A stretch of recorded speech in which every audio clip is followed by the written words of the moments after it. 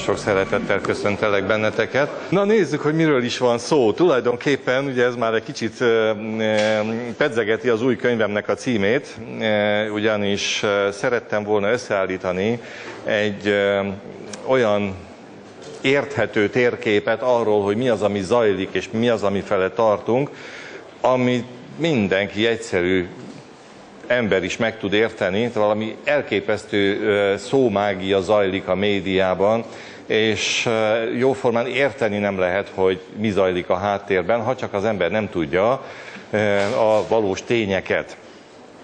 Valóban egy új korszaknak a küszöbén állunk, ami azt jelenti, hogy nagyon komoly változások elé nézünk, gondolatban, érzelemben, szemléletben.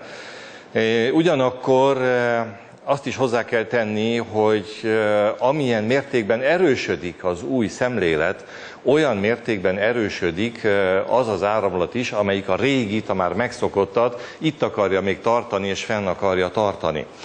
Mert 2012. december 21-én nem világvége következik, hanem egy új korszak, és mégpedig egy új aranykorszaknak a kezdete. Hát, hogy is mondjam azt, hogy azért, amíg ebből aranykorszak lesz, addig van még 500 év. Egy aranykorszakban úgy néz ki a társadalom felépítése, hogy a társadalmi piramis csúcsán ott van a fáraó vagy a király, akinek nincs más dolga, mint az isteni törvényt betartani és példát mutatni, és ő az, akire felnéznek. Az ő irányításával működik a beavatott papság, akik átadják, tanítják az univerzumnak a törvényeit, az isteni törvényeket. Az ő irányításukkal működik a beavatott államigazgatás és beavatott katonai vezetés, és azok tartják fenn a rendet ugye a szélesebb tömegek, kereskedők, földművesek, kézművesek, iparosok között. És természetesen ott van minden alkalommal a társadalomban az az úgynevezett alja népe, tehát olyan emberek, akik még alacsonyabb fejlődési szinten vannak, és nem értik az isteni törvényt, betartani sem akarják, egyszerűen nem is foglalkoznak vele. Most itt a beavatásról annyit, hogy itt mikor beavatottokról beszélünk, az azt jelenti, hogy ezek az emberek megtapasztalták azt, hogy létezik élet a fizikai testtől teljesen függetlenül. Tehát ezt ők nem hiszik, ezt ők megtapasztalták, és ezt tudják.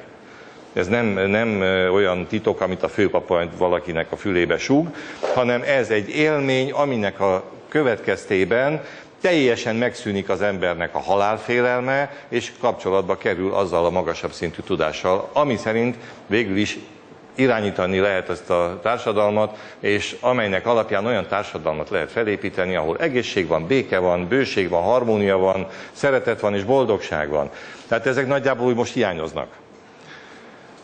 Most akkor fel kell építeni. Tehát ez nem olyasmi, hogy felébredünk december 22-én és aranykorszak van, vagy lebegünk egy nem tudom én hányadik dimenzióban, amit meg se lehet számolni.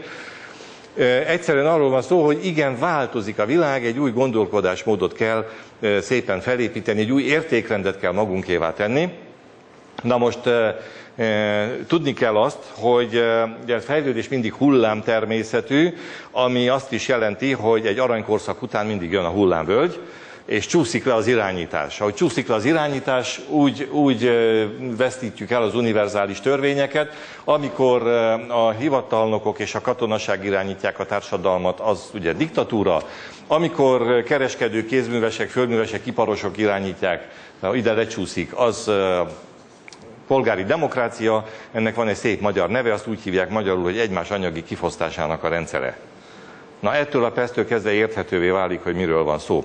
Különben a demokrácia jelen körülmények között nagyjából úgy működik, egy portugál barátom mondta, nagyon jó példa volt, azt mondja, hogy olyan, mintha választanál egy házvezetőt vagy egy házvezetőnőt, aki azután beköltözik a lakásodba, 4 éven keresztül azt csinál, amit akar, beosztja a fizetésedet, megmondja, hogy neked mit szabad, mit nem szabad, ki se rúghatod, fel sem mondhatsz neki, egyetlen lehetőséged az, hogy 4 év múlva választasz egy másik házvezetőt, vagy házvezetőt, aki beköltözik a lakásodba, és azt csinál, amit akar.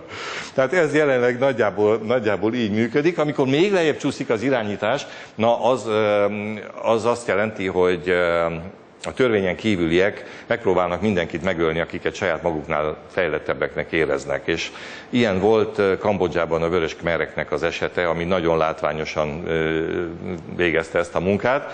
Nyilván, amikor elérünk a hullámvölgybe, onnan indul aztán felfele a fejlődési ciklus, akkor megint polgári demokrácia, abban vagyunk most. Aztán, amikor már nem lehet fenntartani a polgári demokráciát, ugye, mert végül is ez egy látszatdemokrácia, ezzel azért tisztában vagyunk, amikor már nem lehet fenntartani, azonnal belép a diktatúra. És amikor azon túl vagyunk, na akkorra termelődik ki az a szélesebb népréteg, akik már elérik a beavatásnak bizonyos fokát, és akik ki tudják választani maguk közül azt a vezetőt, aki beavatott, és így aztán lassan-lassan eljutunk oda, hogy megint beavatottak, és megint isteni törvény szerint fogják irányítani a világot. A következő aranykorszak mondhatni azt, egy magasabb csúcs lesz, mint az előző volt. A következő hullámvölgy nem lesz olyan mély, mint amilyen ez. Tehát a fejlődés az folyamatos, de hogyha közelről nézzük, ugye akkor ebből inkább csak az látszik, hogy most épp a hullámvölgyben vagyunk.